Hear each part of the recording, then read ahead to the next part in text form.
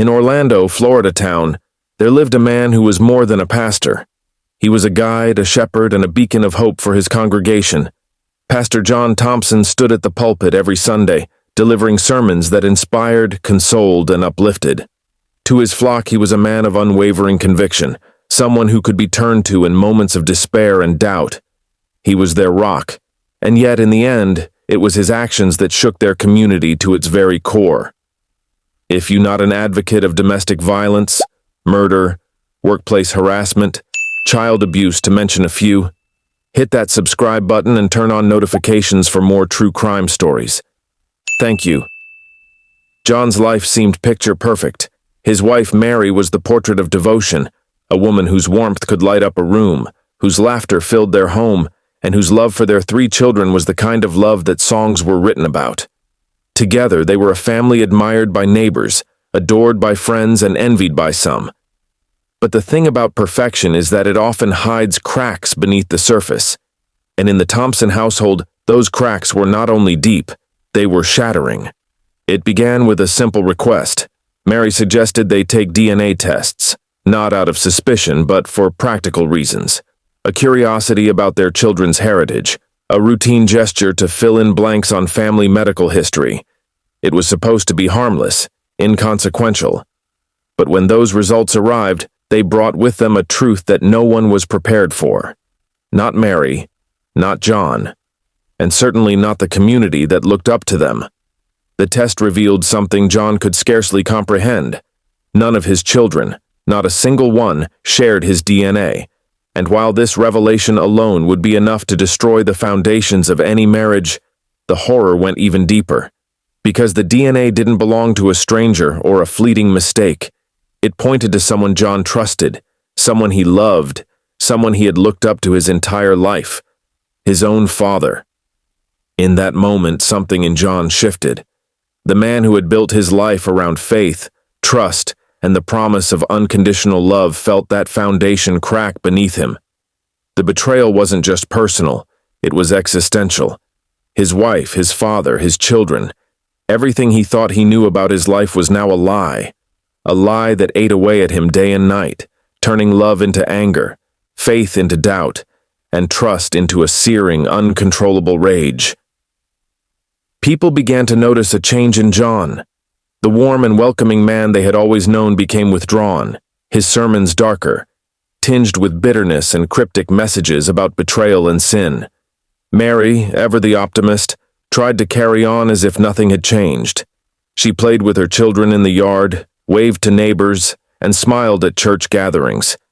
But behind closed doors, the tension was suffocating, the arguments louder, the silences even louder still. And then one day Mary disappeared. At first it seemed inexplicable. A devoted mother, a loving wife. How could she simply vanish? Friends and family hoped for the best, clinging to the idea that she had just gone away to clear her mind, to escape the chaos for a little while. But deep down, they knew something was terribly wrong. It didn't take long for the police to become involved.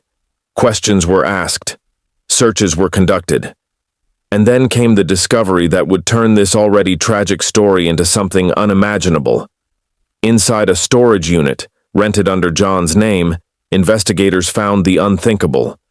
Evidence that Mary's disappearance was no accident, no act of free will. Her remains dismembered, wrapped carefully, almost methodically. Tools nearby still bore traces of her DNA. For a man who had spent his life preaching the virtues of love, forgiveness, and redemption, Pastor John Thompson had committed the ultimate sin. A sin so grotesque, so horrifying, that it left even seasoned investigators shaken. What could drive a man of faith to such an act? What darkness must have consumed him to not only take his wife's life, but to do so in such a calculated, violent way? This is not just a story about betrayal. It's not just about violence, or even about the unraveling of a family. It's about the depths of human emotion, the fragility of trust, and the dangerous path that unfolds when secrets long buried come to light. It's a tale that forces us to confront uncomfortable questions. What would you do if everything you believed about your life turned out to be a lie, And how far can betrayal push someone before they break? This is the story of Pastor John Thompson, a man whose faith couldn't save him from the storm that tore through his life, and the devastating choices he made in its wake. What happened in Florida was more than a crime. It was a tragedy of unimaginable proportions. Mary had always been a planner. She thrived on organization, on thinking ahead, on making sure her family was prepared for anything life might throw at them. So when she suggested they take a DNA test, it was with the purest of intentions. She wanted to understand their children's genetic background, map out potential health risks, and maybe even learn a little about their heritage. It was a gesture of love, of care, a small decision in a life full of routine moments. But that small decision would set off a chain of events so devastating, so utterly unimaginable, that it would change everything. To Mary, the test results were just another piece of the puzzle, a harmless addition to their family's story. But when the envelope arrived, its contents didn't just add to the story, it rewrote it entirely. As John opened the results, his heart raced with anticipation. What he expected was a mundane confirmation of what he already knew. What he found was something else entirely. The results were clear. None of the children, the very ones he had held in his arms moments after their birth, were biologically his, not one. At first, he thought there must be a mistake, a mix-up in the lab, a glitch in the system. But as he pored over the documents, double-checked every detail, and reread every line, the truth became undeniable. The DNA didn't lie. His children weren't his. And the question that loomed larger than life was, if not his, then whose? Mary didn't deny it. She didn't try to explain it away or offer excuses. Instead, she sat silently as John confronted her, her eyes downcast, her hands trembling. And when she finally spoke, her words shattered whatever remained of his already fragile reality. The father of her children, the man she had been secretly involved with, was John's own father. A man who had been a pillar of guidance and support throughout John's life. A man who had stood in the front row of the church every Sunday, beaming with pride as his son delivered sermons. A man John had trusted more than anyone in the world. It's hard to imagine the emotions that must have coursed through John in that moment. The betrayal wasn't just personal, it was existential. Everything he had believed about his life, his family, and his faith crumbled beneath him. Mary, his partner, had deceived him. His father, his role model, had betrayed him in the most intimate way possible. And his children, the ones he had loved unconditionally, were now a reminder of the lies that had been woven into the fabric of his life. Friends and neighbors would later recall seeing a dramatic change in John after that day. Once calm, composed, and full of warmth, he became withdrawn, erratic, and deeply troubled. He stopped attending community events. His sermons, once filled with hope and inspiration, took on a darker tone. He spoke of betrayal, of sin, of the fragility of trust. It was as though the man they had known, the man they had trusted, was slowly disappearing, replaced by someone unrecognizable. John's behavior at home grew increasingly alarming. He would sit in silence for hours, staring at the DNA results as though willing them to change. He avoided Mary, barely speaking to her except to ask curt questions or deliver cold remarks. And when he did speak to her, the anger in his voice was unmistakable. To the outside world, the Thompsons were still the picture-perfect family. But inside their home, the tension was suffocating. Despite everything, Mary tried to hold the family together. She continued her routines, cared for the children, and put on a brave face for the neighbors. But deep down, she knew that John was slipping further and further away from her and from himself. The man who had once been her partner, her rock, was now a stranger consumed by rage and despair. And while she hoped that time might heal the wounds, the truth was that the damage had already been done. John's nights were restless. He would lie awake, replaying the events in his mind, consumed by questions that had no answers. How could Mary do this to him? How could his father? And most of all, how could he ever move forward knowing that the life he had built was based on lies? The anger burned inside him, growing stronger with each passing day. And as the weeks went on, that anger began to transform into something far more dangerous. It was an ordinary Florida evening. The sun had dipped below the horizon, casting the Thompson home in shadows. The neighborhood was quiet, save for the soft hum of crickets and the occasional bark of a distant dog. To an outsider, it was just another peaceful night in a seemingly peaceful town, but inside the Thompson home, peace was the furthest thing from reality. Tensions that had simmered for weeks, perhaps even years, finally reached their boiling point. Neighbors would later recall hearing raised voices coming from the house. It wasn't unusual for John and Mary to argue in recent weeks. The strain of their fractured marriage had been evident to those closest to them. But this night was different. The shouting was louder, angrier, and laced with something far darker than frustration. Some described hearing furniture being moved, a crash that sounded like glass breaking, and then silence. That silence was the last anyone ever heard from Mary Thompson. The next day, the house was eerily quiet. The children were taken to stay with relatives, a sudden and unexplained arrangement that raised questions but no immediate alarms.